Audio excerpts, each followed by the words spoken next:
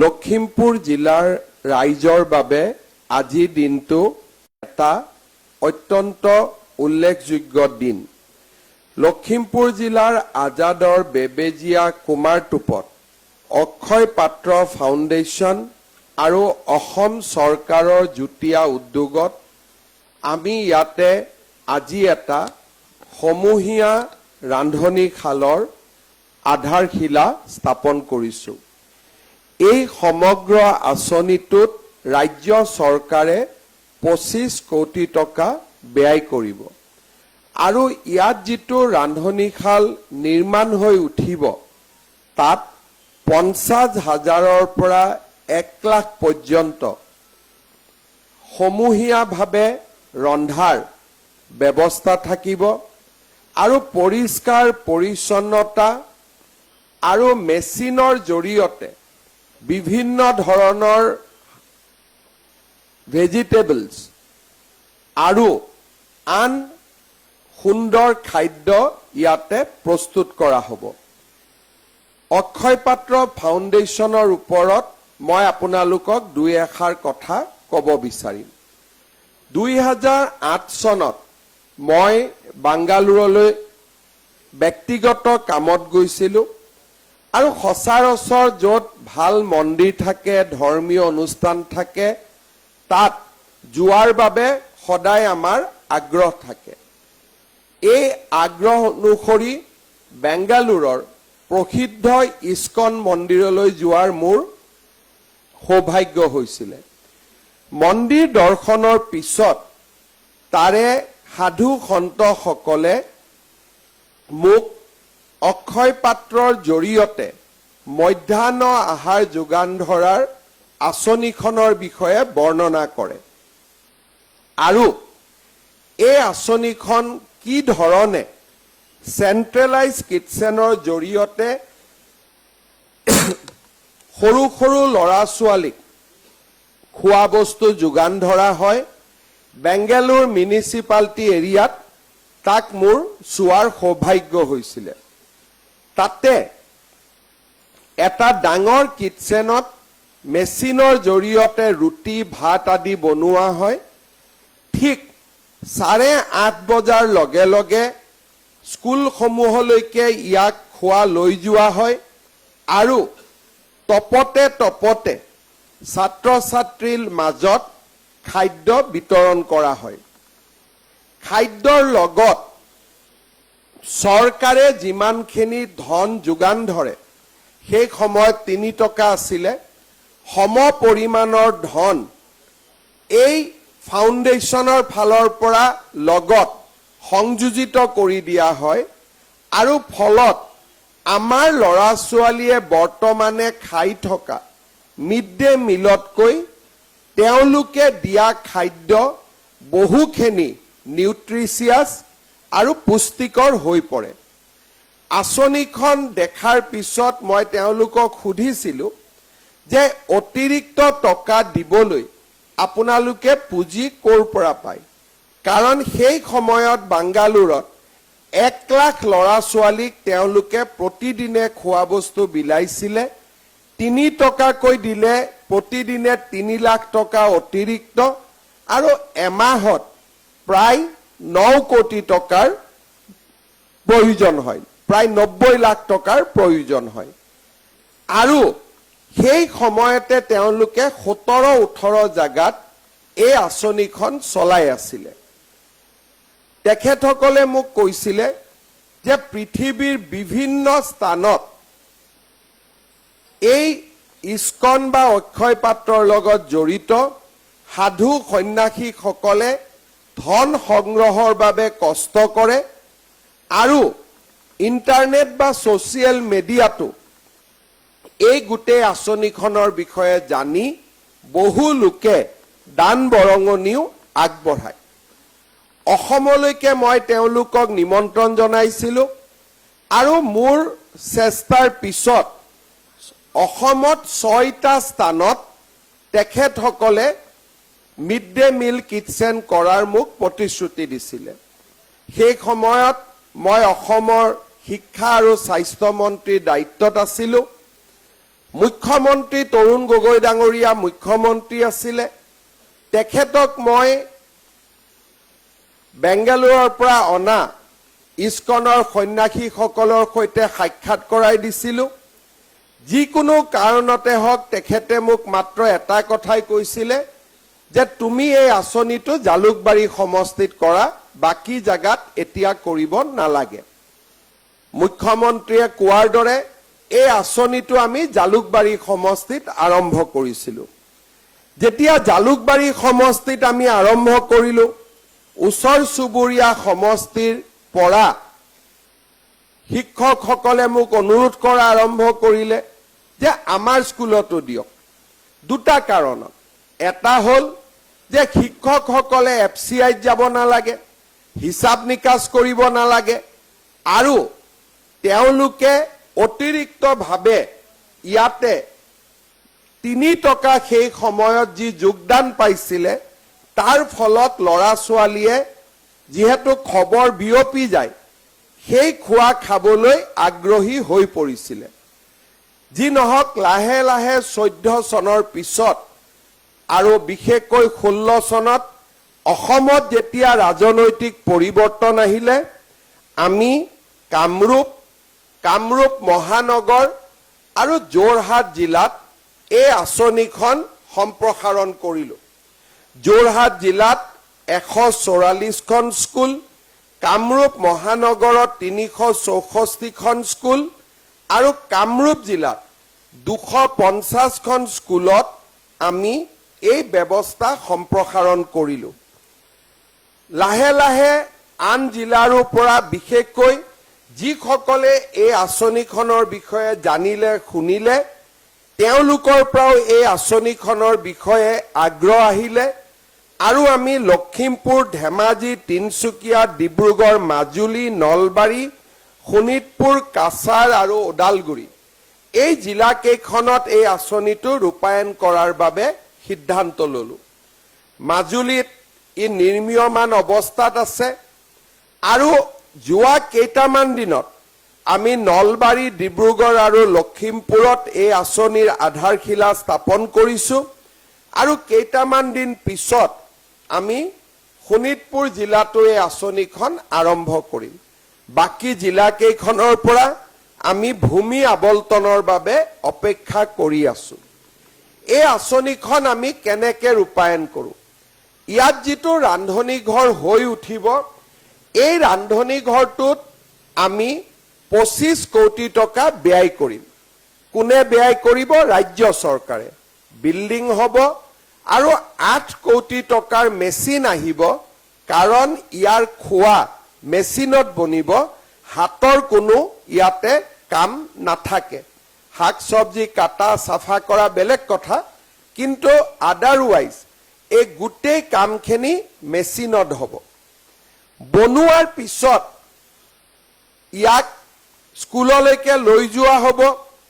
এতিয়া প্ৰশ্ন আহিব যে স্কুলত যি ৰান্ধনী আছিল তেওঁলোকৰ কি হ'ব? আমি তেওঁলোকক দায়িত্ব দিছোঁ যে আপোনালোকৰ চাকৰি একে থাকিব, মাত্ৰ আগতে ৰান্ধিছিলে, এতিয়া আপোনালোকে বিলাব। অৰ্থাৎ স্কুলত গাড়ীখন আহি গ'ল, আপোনালোকে গাড়ীখনৰ ওচৰলৈকে গ'ল, যিখিনি বাচন থাকিব ডাঙৰ ডাঙৰ স্কুললৈকে লৈ আহিলে আৰু ল'ৰা ছোৱালীক খোৱাখিনি বিলাই দিলে আৰু বাচনখিনি ধুই যেতিয়া গাড়ীখন আকৌ উভতি আহিব, খালী বাচনখিনি আপোনালোকে গাড়ীত তুলি দিব।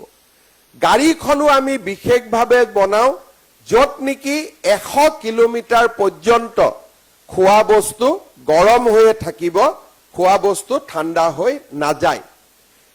ইয়াতে অক্ষয় পাত্ৰ ফাউণ্ডেশ্যনৰ ভূমিকা কি হ'ব? কিটচেন চৰকাৰে বনালে, কিন্তু কিটচেনটো তেওঁলোকে পৰিচালনা কৰিব। লগতে আমাৰ প্ৰধান শিক্ষকসকলে জানে যে আজি আমি LPৰ কাৰণে 6 টকা 78 পইচা দিওঁ আৰু UPৰ কাৰণে আমি 10 টকা 17 পইচা দিওঁ, কিন্তু এখেতসকলে যি খোৱা বস্তু বনাব তাত 12 টকা 50 পইচা লাগিব।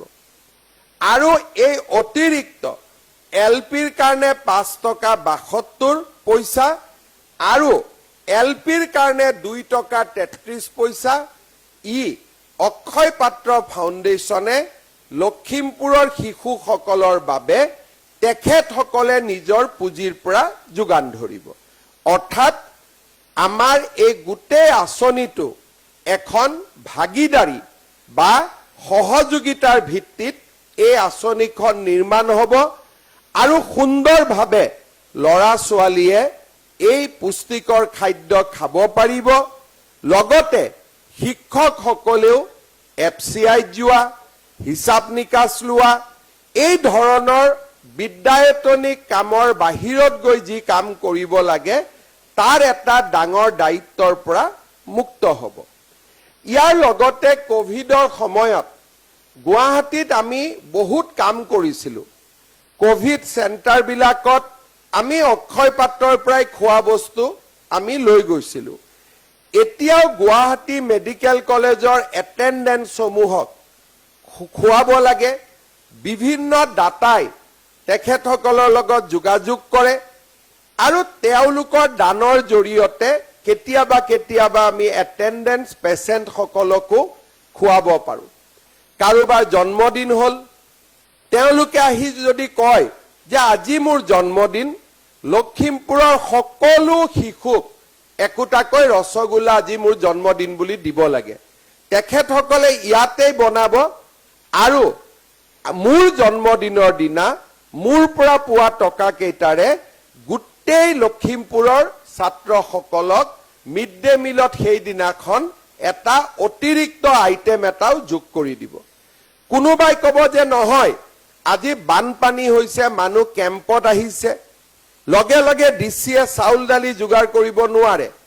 এখেতসকলক কৈ দিলে ৰাতি 12টা বজাতো এখেতসকলে খোৱা বস্তু বনাই দি ৰিলিফ কেম্পলৈকে বিতৰণ কৰাৰ ব্যৱস্থা কৰি দিব। কেতিয়াবা মেডিকেল কলেজত আমি কিবা কৰিব খুজিছোঁ, মেডিকেলৰ কিটচেন টেণ্ডাৰ হোৱা নাই, কণ্ট্ৰেক্টৰ অহা নাই, মাজত এটা গেপ আছে। অক্ষয় পাত্ৰ ফাউণ্ডেশ্যনক ডিচিয়ে ৰিকুৱেষ্ট কৰিলে এই কিটচেনৰ পৰাই তেওঁলোকে খোৱা বস্তু বনাই মেডিকেল কলেজলৈকেও পঠাই দিব। অৰ্থাৎ এই কিটচেনটো অকল যে মিড ডে মিল এনেকুৱা নহয়, মিড ডে মিল বনোৱা দিনৰ 9:30 বজাত হৈ যাব। 9:30 বজাৰ পৰা গোটেই বাকী সমগ্ৰ সময় জিলা আয়ুক্ত বা আপোনালোকে যদি ইয়াৰ জৰিয়তে কিবা কৰিব খোজে এই কামৰো সুবিধা পাব। কোনোবাই যদি ঘৰত ডাঙৰ কৰি কিবা এটা ভোজ পাতিছে, নিৰামিষ খোৱা খাব লাগে, এখেতসকলক ক'লে আপোনালোকক বনাই দিব পাৰিব। কিন্তু এই গোটেইবিলাকৰ লগত ইয়াতে এটা তেখেতসকলে য'ত চৰকাৰৰ কোনো পুঁজি নাথাকে, এই স্থানতে তেখেতসকলে সুন্দৰ কৃষ্ণ মন্দিৰো নিৰ্মাণ কৰিব। ভক্তগণে ইয়াতে আহি নিজৰ আধ্যাত্মিক চিন্তা চৰ্চাও তেখেতসকলে তাত ভাগ ল'ব পাৰিব। কিন্তু মন্দিৰৰ যিটো অনুষ্ঠান তাত চৰকাৰে পুঁজি নিদিয়ে, তাত তেখেতসকলে নিজৰ পুঁজি ব্যয় কৰিব। আমিনগাঁও বা যোৰহাট বা মাজুলীত আজি সুন্দৰ ধৰণে এই আঁচনি ৰূপায়ণ হোৱাত আগবাঢ়িছে।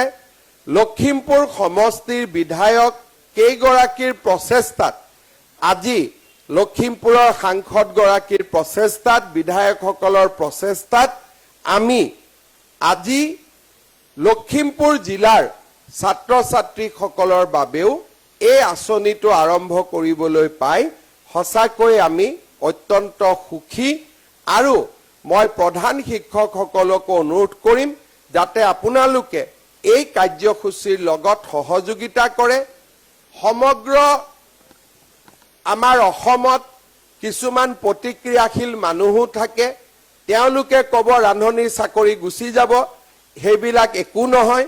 মোৰ সমষ্টিতে মই কৰিছোঁ, এগৰাকীৰো চাকৰি যোৱা নাই, বৰঞ্চ ৰান্ধনি কেইগৰাকী এতিয়া বেছি সন্তুষ্ট যে গেছ খৰি এইবিলাকৰ লগত কৰিব নালাগে, মাত্ৰ খোৱা বস্তুখিনি বিলাই দিলেই তেওঁলোকৰ কাম শেষ হৈ যায়।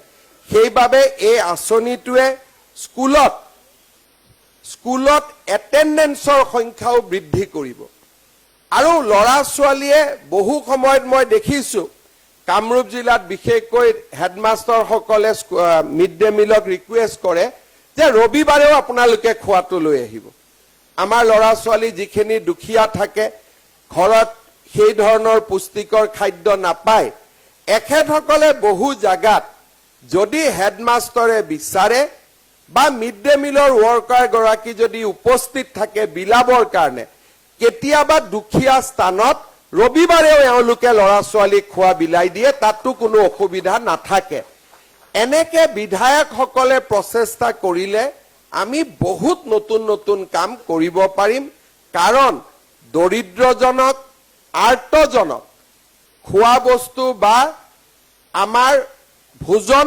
যোগান ধৰা ই আটাইতকৈ মানৱ কল্যাণৰ কাম আৰু এনেকুৱা কামতে পৰমাত্মাও সন্তুষ্ট হয় আৰু আত্মাসমূহো সন্তুষ্ট হয় সেইবাবে লখিমপুৰ জিলাৰ ৰাইজক এই আঁচনিখনত সম্পূৰ্ণ সহযোগিতা কৰিবলৈ মই আহ্বান জনাম আজি মই লখিমপুৰত আহিছো কেইবাটাও আঁচনিৰ আমাৰ আজি শুভ উদ্বোধন হ'ব পানী যোগান আঁচনিৰ পৰা কেইবাটাও কাম হ'ব আজি কেইদিনমান আগতে লখিমপুৰ আইন মহাবিদ্যালয়খন মই ভাৰ্চুৱেলি উদ্বোধন কৰিছিলো আজি মহাবিদ্যালয়খনো চোৱাৰ সৌভাগ্য হ'ল ৰণুজ পেগু ডাঙৰীয়াই চেষ্টা কৰিছে এইবাৰৰ পৰা যাতে আমি ইয়াতে ল'ৰা ছোৱালীকো এডমিশন দিব পাৰো আমাৰ লখিমপুৰ জিলাত উন্নয়নৰ বহুবিলাক কাম চলি আছে কেইদিনমান আগতে মথাউৰি ভাঙিছিলে মই ৰাইজৰ মাজত আহিছিলো আজি আপোনালোকে দেখিছে কিমান ক্ষিপ্ৰতাৰে সৈতে আমি 10 দিনৰ ভিতৰতে মথাউৰিও নিৰ্মাণ কৰি দুখীয়া ৰাইজক আমি বা গাঁৱৰ ৰাইজক আমি সকাহ দিব চেষ্টা কৰিছো আমাৰ ৰাজ্যৰ ইতিহাসত এনেকৈ মানুহক বিভিন্ন আঁচনিৰ জৰিয়তে সহায় কৰা আৰু আঁচনিৰ সমান্তৰালভাৱে ৰাইজৰ জনকল্যাণমূলক কামসমূহ চলাই থকা উদাহৰণ বহু কম আৰু আজি আমি তেনেকুৱা বহু উদাহৰণ স্থাপন কৰিছো কেন্সাৰৰ হস্পিটালে হওক আমাৰ 108ৰ এম্বুলেন্সে হওক বা মিড ডে মিল কিটচেনে হওক ভাৰতৰ প্ৰসিদ্ধ সংস্থাবিলাকক আমি অসমলৈ নিমন্ত্ৰণ কৰি আমাৰ ৰাজ্যখনত বেষ্ট অফ দা বেষ্ট যিমান স্কিম ভাৰতত আছে তাক আমি আমাৰ ৰাজ্যখনলৈ লৈ আহি আমি ৰূপায়ণ কৰিবলৈ আজি সক্ষম হৈছো আৰু তাৰ কাৰণেই আজি অসম সমৃদ্ধিৰ বাটেৰে আগবাঢ়িছে আৰু অসমে এটা সুন্দৰ প্ৰতিচ্ছবি ভাৰতবৰ্ষৰ মানচিত্ৰত নিৰ্মাণ কৰিব পাৰিছে মই পুনৰ এবাৰ লখিমপুৰৰ ৰাইজক অভিনন্দন জনাইছো অহা 1.5 বছৰ এবছৰৰ ভিতৰতে এই আঁচনিটো প্ৰস্তুত হৈ উঠিব সকলোৰে সহায় সহযোগিতা কামনা কৰি আপোনালোকক সকলোকে মোৰ বহুত বহুত ধন্যবাদ আৰু অভিনন্দন জনাই মই মোৰ বক্তব্যৰ সামৰণি মাৰিছো ধন্যবাদ জয় হিন্দ বন্দে মাতৰম মাননীয় মুখ্যমন্ত্ৰী